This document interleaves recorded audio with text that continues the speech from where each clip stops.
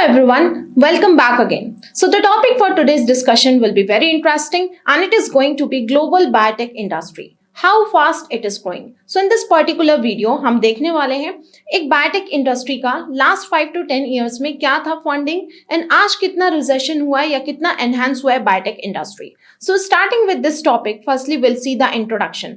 अगर इंट्रोडक्शन देखेंगे तो you will find about the global analysis report. So this topic I'm going to talk about on the basis of global analysis report जो कि एक analysis हुई है after that report has been defined. इस report के मुताबिक ये पाया गया है कि एक कोविड-19 का जब पैंडेमिक हुआ था उसके बाद बायोटेक इंडस्ट्री पर क्या स्कोप आया है, क्या हुआ है, बायोटेक इंडस्ट्री पर क्या इफेक्ट आया है, वेदर इट इज पॉजिटिव और negative. So we are talking about the global analysis report that is on the basis of growth that has occurred in the biotech industry. If you see the biotech market that is in 2022, तो उसका जो worth है, उसका जो rate है that is $762.75 billions.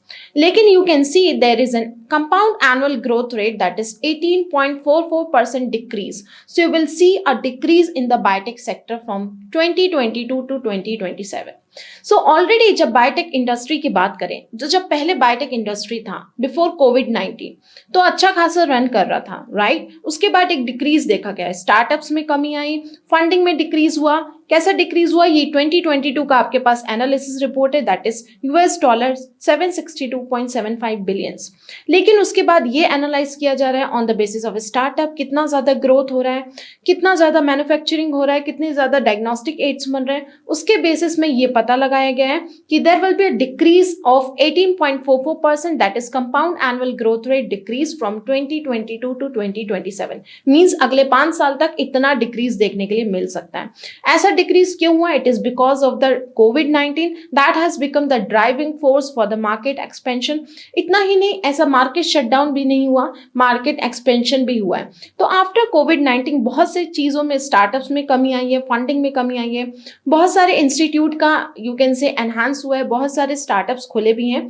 तो यहाँ पे कोविड-19 जो कि ड्राइविंग फोर्स बना है एक बायोटेक इंडस्ट्री को नीचे ले जाने के लिए, but also it has helped in market expansion. So किस तरीके से कोविड-19 ने हेल्प किया है हम देखते हैं.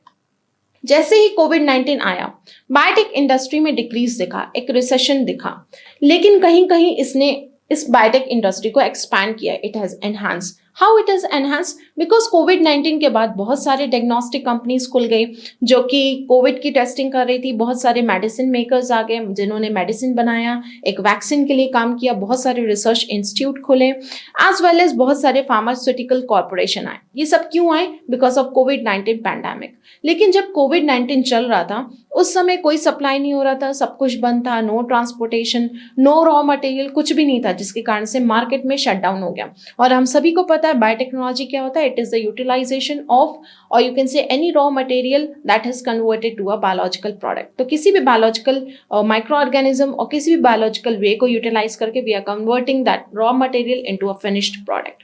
तो जब रॉ मटेरियल नहीं आएगा तो अल्टीमेटली क्या होगा, मार्केट डिक्रीज होगा, इकोनॉमी लो जाएगी. तो इसके कारण से क्या हुआ था, no supply was there, no distribution was there, no raw material was there, no transport. सभी को पता है कोविड-19 के बाद से क्या हुआ था, ट्रांसपोर्ट में बहुत कमी आई थी, कुछ भी नहीं चल रहा था, जिसके कारण से कुछ भी इधर उधर नहीं जा रहा था सामान. तो जब रॉ मटेरियल नहीं जा रहा था कंपनी को, जिसके कारण से एक मार्केट डाउन हो गई आफ्टर कोविड-19.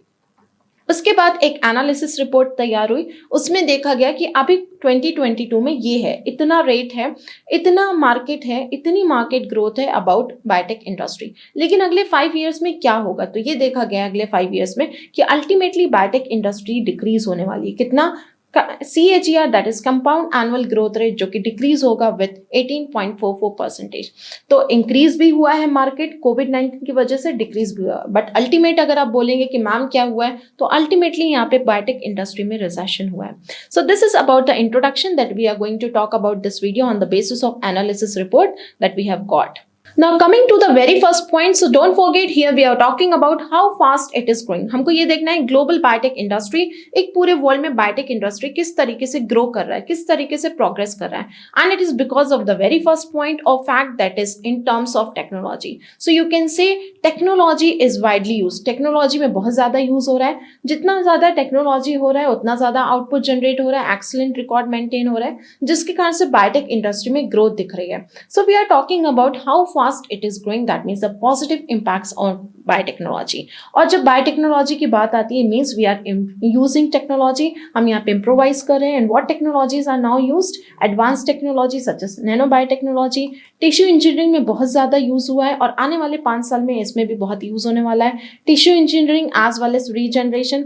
डीएनए सीक्वेंसिंग का बहुत ज़्यादा एक्सप्लॉयटेशन हो गया है. सेल बेस्ड एसेस परफॉर्म किए जा रहे हैं. पीसीआर टेक्नोलॉजीज में यूज हुआ है, chromatography techniques as well as fermentation process. लेकिन अगर आप पूरी प्रोसेस को एनालाइज करेंगे देन यू विल फाइंड जो फर्मेंटेशन प्रोसेस है उसका बहुत ज़्यादा लार्जेस्ट शेयर रहा है मार्केट में. क्यों?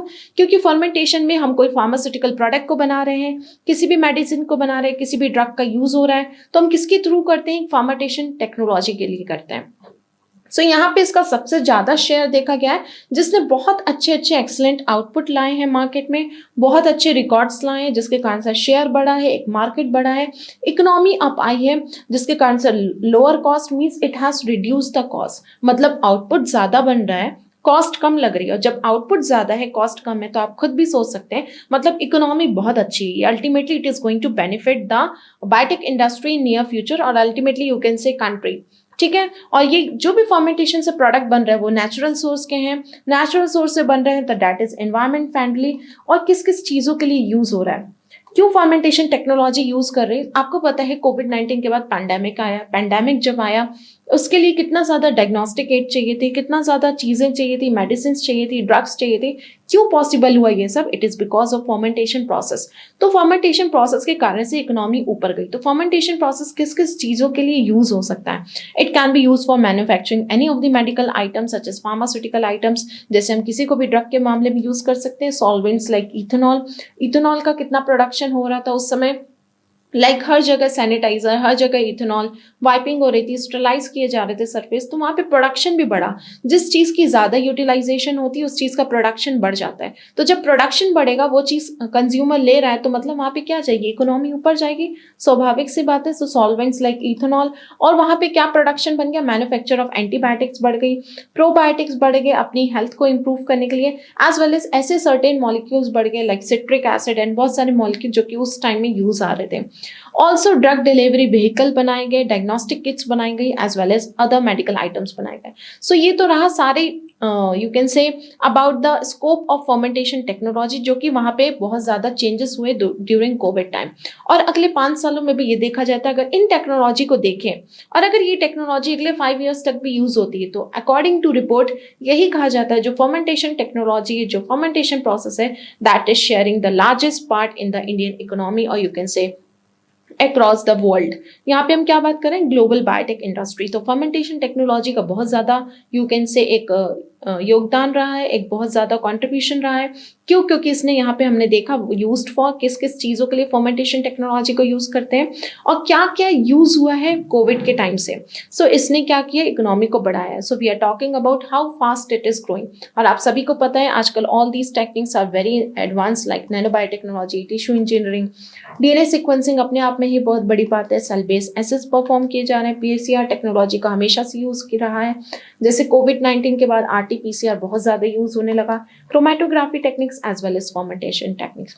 तो अगर ये सारी टेक्निक्स का यूज़ हो रहा है तो ultimately economy will go up, क्योंकि इनसे ऐसे ऐसे प्रोडक्ट आते हैं जो कि हमारे लिए बहुत बेनिफिशियल है. Coming to the next point कि किस तरीके से इकोनॉमी बढ़ रहा है, किस तरीके से एक बायोटेक इंडस्ट्री बढ़ रही है. So this we have talked about technology. Now coming to the second point that is in terms of application. Means जो भी चीज़ बन रही है उसको बहुत ज़्यादा अप्लाई किया जा रहा है. जो भी टेक्नोलॉजीज आ रही है, जो भी प्रोडक्ट्स आ रहे हैं, उन्हें बहुत ज़्यादा यूटिलाइज किया जा रहा है.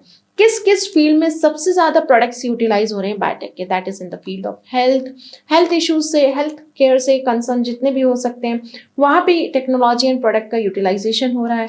Food and agricultural sector, natural resources as well as environmental monitoring, industrial processing, किसी भी चीज को प्रोसेस करना है, एक रॉ मटेरियल को प्रोडक्ट में कन्वर्ट करना है in industry, that is what called as industrial processing, as well as bioinformatics. Bioinformatics सभी को पता है बहुत एडवांस फील्ड है। अब यहाँ पे बायोइन्फॉर्मेटिक्स के बारे में कुछ बातें हैं, that it is a more advance field.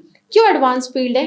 क्योंकि आजकल अगर हमें किसी भी चीज का टारगेट फाइंड करना है, एक ड्रग डिजाइन करना है, मान लीजिए हमें किसी भी, हमने एक कोई भी ड्रग डिजाइन किया, हमें उसे टारगेट करना है कि वो अपने पर्टिकुलर टारगेट में कैसे टारगेट करेगा, कैसे उसका साइट ऑफ एक्शन रहेगा। तो उन सब के लिए हम एक टारगेट डिजाइन करते हैं। तो it is one of the more advance field, जहां पे बहुत सारे थेरापेटिक ऑप्शंस, बहुत सारे यू कैन से, इतना मतलब अगर पैंडेमिक भी आया या आगे वाले आने वाले जीवन में भी अगर कुछ भी ऐसा होता है तो ये एक बहुत अच्छा इमर्जिंग फील्ड सामने आएगा जो कि बहुत सारे थेरापेटिक ऑप्शंस प्रोवाइड करेगा इन नियर फ्यूचर।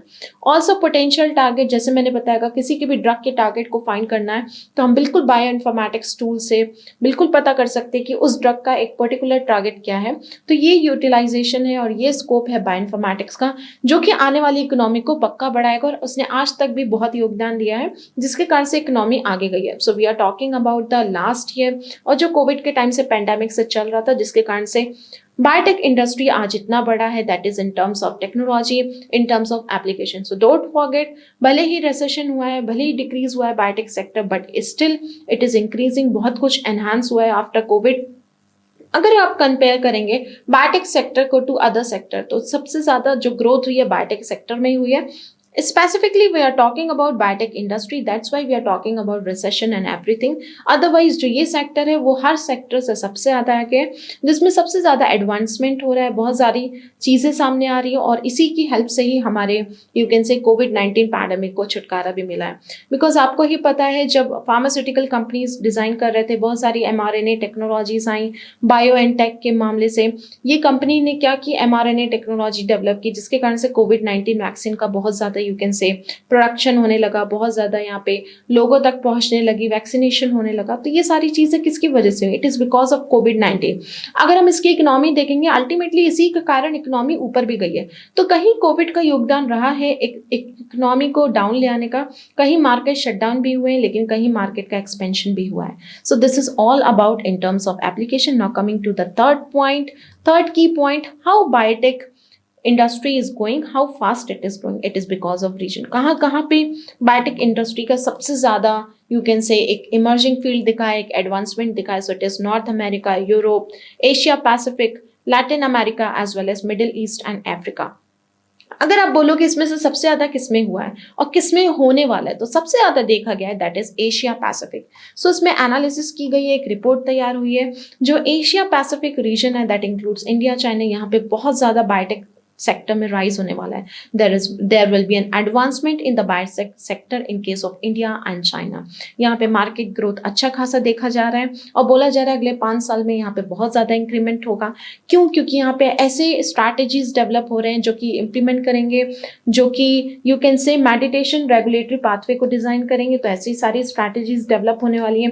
क्लिनिकल स्टडीज के लिए बहुत सारे एडवांसमेंट सामने आने वाले हैं। प्रोडक्ट का अप्रूवल, हमेशा कोई भी प्रोडक्ट डेवलप होता है, टेक्नोलॉजी डेवलप होती है, तो खास करके प्रोडक्ट अप्रूवल में टाइम लगता है। किसी भी प्रोडक्ट को सामने आने में टाइम लगता है, ट्रायल्स होते हैं, अप्रूवल होता है एफडीए से, बहुत सारी चीजें सामने आती हैं। तो वो अप्रूवल को कैसे फास्ट करना है, तो ये वाले टेक्निक्स भी सामने आएंगे कि उस अप्रूवल को फास्ट किया जाएगा, जो कि आने वाले यू कैन से इन द कमिंग ईयर्स में देखा जा सकता है। और इन इंडिया गवर्नमेंट की तरफ से एक प्रोग्राम, एक स्ट्रैटेजी चलने वाला है, that is national biotechnology development strategy, that is under the department of biotechnology, जो कि डिस्कवरी एंड इनोवेशन के लिए बात करेगा, जो कि इसी के लिए फंड करेगा। यहाँ पे बहुत ज्यादा फंडिंग प्रोवाइड होने वाली है। एक नया स्ट्रैटेजी डेवलप होगी, जो कि क्या करेगा, इसका मेन एम है कि बायोटेक प्रोडक्ट को इंप्रूव करना है। तो बायोटेक प्रोडक्ट ही बस इंप्रूव नहीं होगा, एज वेल एज उसका जो अप्रूवल टाइम है वो भी कम हो जाएगा, जिसके कारण से अगर कोई भी पैंडेमिक या कोई भी हेल्थ इश्यूज आता है, वो आने वाले समय में बहुत जल्दी से हमें उस चीज से छुटकारा मिल सके, and we will be all free from all that pandemics. So this is about किस किस एरिया में किस किस तरीके से मार्केट डाउन हुआ है, किस तरीके से मार्केट राइज हुआ है। तो अगर आप बात करेंगे, एशिया पैसिफिक में अभी बहुत अच्छा चल रहा है, और आने वाले 5 साल में एनालिसिस रिपोर्ट कहती है यहाँ पे बहुत अच्छी खासी मार्केट ग्रोथ होने वाली है। और specifically in the area of India you can see biotechnology sector में राइज होगा, specially in India as well as China. Now coming to the fourth point, that is personalised medicine, आप सभी को पता है पर्सनलाइज्ड मेडिसिन किसी एक individual के लिए स्पेसिफिक है। तो यहाँ पे क्या हुआ, पर्सनलाइज्ड मेडिसिन में अपने अपने लिए मेडिसिन बनाई गई जिसके कारण से बहुत ज़्यादा हेल्पफुल मिला। अगर हम पर्सनलाइज्ड मेडिसिन को देखेंगे, this is also called as sector personalized, predictable as well as preventative medicine. And because of this personalized medicine, बहुत सारे डिसीज से छुटकारा भी मिला। So it is going to revolutionise the health care system, और इसने ऑलरेडी बहुत ज़्यादा अपना यू कैन से कॉन्ट्रीब्यूशन दिया है। सिंस 2005 ये बात चल रही है, तो बहुत ज़्यादा इसका कॉन्ट्रीब्यूशन रहा है और आने वाले समय में भी इसका देखा जाएगा। और ये एक बहुत अच्छा खासा एक वे बनता है, एक बहुत अच्छा पॉइंट है जिसके कारण से एक बायोटेक इंडस्ट्री बहुत ऊपर गया है, जिसके कारण से मार्केट इकोनॉमी बहुत अच्छी हुई है। ये क्यों इंपॉर्टेंट है, बिकॉज ड्रग सेफ्टी कंसर्न्स एक इंडिविजुअल के लिए, मान लीजिए आपको एक इंडिविजुअल को कोई भी यू कैन से डिसीज है, कोई क्रॉनिक इलनेस है, तो उसको कैसे ट्रीट करना है, उसके लिए स्पेसिफिक ड्रग सेफ्टी कंसर्न्स होता है, एक टारगेट थेरेपी प्रोवाइड की जाती है। और अगर आने वाले टाइम पे नियर फ्यूचर अगर ऐसा कोई पैंडेमिक आता है, तो उन सब से छुटकारा पाने के लिए ऑब्वियसली पर्सनलाइज मेडिसिन का बहुत ज़्यादा यूज़ किया जाएगा, यूटिलाइज होगा। अगर ये यूटिलाइज होने लगा जिस तरीके से अभी फार्मास्यूटिकल प्रोडक्ट्स हो रहे हैं, रेमडेसिविर यूज़ हुआ ड्यूरिंग कोविड-19 वैक्सीनेशन के टाइम में, तो अगर ये इस तरीके से यूटिलाइज होने लगा, यूज़ होने लगा, तो मार्केट ऑब्वियसली बहुत आगे जाएगा, इकोनॉमी आगे बढ़ेगी। और अभी तक इकोनॉमी आगे बढ़ी ही है, that's why we are talking about how fast it is growing. So we have talked about application के मामले में, we have talked about technology, कौन कौन सी ज़्यादा यूज़ हो रही है, in that we have specifically talked about fermentation technology, we have talked about किस रीजन में सबसे ज़्यादा ग्रोथ हुआ है पर्सनलाइज मेडिसिन की वजह से, what is it's contribution, and the last is advancement in institution. जब भी कोविड-19 हुआ, बहुत सारे रिसर्च लैब खुल गए। आपको पता होगा, जब भी आप जॉब के लिए अप्लाई कर रहे होंगे, अगर आप बायोटेक फील्ड से हैं या लाइफ साइंस फील्ड से, आपको खुद पता चला होगा ये जो भी जॉब चल रहा है, यहाँ पे जॉब में बहुत सारे रिसर्च लैब में कोविड-19 की टेस्टिंग चल रही है। क्यों? क्योंकि बहुत सारे एडवांसमेंट हुए इंस्टीट्यूशंस में, बहुत इंस्टीट्यूशन में इनोवेशन हुआ, बहुत सारी लैब्स नहीं बनी, फंडिंग प्रोवाइड हुई ये रिसर्च को परफॉर्म करने के लिए। कोविड-19 की टेस्टिंग, डायग्नोसिस और जितना भी ट्रायल था, सब कुछ चल रहा था रिसर्च लैब में, जहाँ पे यू कैन से एक rich source of information provide हुआ। क्योंकि अल्टीमेटली ये सारा इंफॉर्मेशन और सारा स्टडी पब्लिश कहाँ होता है? किसी रिसर्च पेपर में, राइट, किसी पब्लिकेशन में, किसी जर्नल में, जो कि एक rich source of information provide हुआ, क्योंकि यहीं पे सारे रिसर्च लैब में यू कैन से सारी टेस्टिंग हो रही थी, सारे एक्सपेरिमेंटल एनालिसिस हो रहे थे, जो कि उतारा गया एक रिच सोर्स ऑफ इंफॉर्मेशन बना, जिसने एक नया डायरेक्शन दिया, एक रिसर्च को आगे सोचने की एक राह दिखाई, जिससे आगे भी अभी कंटिन्यू है रिसर्च। अगर आप देखोगे, आपको अभी भी जॉब ओपनिंग्स मिल रही है कोविड-19 के एरिया में। इतना ही नहीं, बहुत ज़्यादा एडवांसमेंट हुआ है। हम बायोटेक इंडस्ट्री की बात करें, so biotech industry includes agriculture, pharmaceutical sector, environmental sector, everything. तो यहाँ पे इतना ही नहीं, एग्रीकल्चर सेक्टर में, फार्मास्यूटिकल सेक्टर में, as well as environmental sector में we have seen advancement in case of biotech industry. तो यहाँ पे इंस्टीट्यूशंस का भी बहुत बड़ा रोल रहा है, और इन इंस्टीट्यूशंस के कारण से we have seen you can say economy growth and market growth in case of biotech industry. अगर हम एक चीज और एनालाइज करें, हम देखें biotech funding and capital in this year that is compare to the last year, biotech का क्या फंडिंग रहा था, क्या कैपिटल रहा था। अगर हम इस 2022 को कंपेयर करें तो द लास्ट ईयर, पैंडेमिक के ईयर 2020 या 2021 से, तो बायोटेक का चलिए फंडिंग देख लेते हैं क्या रहा था, उससे आपको अंदाजा लग जाएगा कि बायोटेक मार्केट में कितना ग्रोथ हुआ है और कितना डिक्रीज आया है। So if you clearly see जो फंडिंग था बायोटेक ग्रोथ का, तो biotech funding 2021 and 22 decrease by 38.6%। मतलब इन 2 साल के बीच में इसका फंडिंग कितना डिक्रीज हुआ? 38.6%। अब आप बोलोगे मैम इतने एडवांसमेंट कैसे हो रहे हैं? मैंने अभी बताया, भले ही डिक्रीज हुआ है बायोटेक सेक्टर में, स्टिल इस फील्ड में एडवांसमेंट भी बहुत ज्यादा हुए। इस फील्ड में एडवांसमेंट इतने ज्यादा हुए, वैक्सीन डेवलप हुई, इससे अच्छी बात क्या हो सकती है, जो हमको कोविड-19 के पैंडेमिक से अल्टीमेटली हमें उससे छुटकारा पहुंचा दी। और हमें आजकल कोई भी पैंडेमिक एज सच वो हमें नहीं देखने मिल रहा जो हमारा पहले सिनेरियो था, राइट। पर फिर भी अगर आप बायोटेक फंडिंग को एनालाइज करें, we are talking about global biotech industry, तो उसमें ग्रोथ में डिक्रीज हुआ है, फंडिंग में डिक्रीज हुआ है, एंड यू कैन सी एक रेंज में दैट इज 2021 टू 2022 जो फंडिंग डिक्रीज हुई है that is decrease by 38.6%, and this is अच्छा खासा डिक्रीज, जिसके कारण से बहुत ज्यादा डिक्रीज हुई है, इकोनॉमी डाउन गई है। अगर आप जनवरी से लेकर के 2022 को एनालाइज करेंगे, हम इसी साल की बात कर रहे हैं, from January since January till 2022 अगस्त, तो अगर आप देखें 8 मंथ्स के लाइफ स्पैन में जो एक इसका स्पैन है, उस टाइम पे इसके जो बायोटेक स्टार्टअप देखे गए ओनली 660 देखे गए। लेकिन अगर आप सेम बायोटेक स्टार्टअप को एनालाइज करेंगे previous year means 2021, previous year means 2021, if you analyse the biotech startup, last year की बात चल रही है सेम स्पैन में, दैट इज जनवरी टू अगस्त। अगर आप उस टाइम में देखेंगे जो बायोटेक के स्टार्टअप हुए थे दैट वाज 1034। तो आप देख सकते हैं कितना ज्यादा डिक्रीज आया है, कितनी फंडिंग में डिक्रीज हुई है, कितना स्टार्टअप में डिक्रीज हुआ। तो 1034 जो था in the previous year that has come to 660, तो इतना ज्यादा डिक्रीज हुआ है। So you can see biotech industry इस तरीके से ग्रो हो रहा है। हमने पूरी बात की इकोनॉमी क्या चल रही है, किस तरीके से ग्रोथ हो रहा है, अगले आने वाले 5 साल में किस किस फील्ड में ग्रोथ दिखेगा, कौन से रीजन में ग्रोथ दिखेगा, कौन सी टेक्नोलॉजी ज़्यादा यूज होगी, कौन से किस पार्ट में टेक्नोलॉजीज को अप्लाई किया जाएगा, कहाँ पे इम्प्लीमेंटेशन ज़्यादा होगा। So we have seen everything about global biotech industry, जहाँ पे हमने बात की किस तरीके से ग्लोबल बायोटेक इंडस्ट्री ग्रो कर रहा है। अगर मैं कंक्लूजन कहना चाहूँ इन समरी कैसे ग्रो कर रहा है, हमने देखा एडवांसमेंट तो हो रहे हैं। एडवांसमेंट आफ्टर कोविड-19 बहुत ज़्यादा हुए, पहले भी हुए, आफ्टर कोविड-19 बहुत ज़्यादा हुए। हम आफ्टर कोविड-19 की बात इसलिए करें क्योंकि वहीं से मार्केट का शटडाउन हुआ, मार्केट वहीं से डिक्रीज हुआ, तो उसके बाद एडवांसमेंट भी बहुत हुए। तो जैसे कोविड-19 का एडवांसमेंट आया तो वहाँ पे बहुत सारे फार्मास्यूटिकल ड्रग्स बने, बहुत सारा मार्केट शटडाउन भी हुआ। तो यहाँ पे दोनों एक्सपेक्ट्स हैं, दोनों पहलू आते हैं, डिक्रीज भी हुआ मार्केट, इंक्रीज भी हुआ।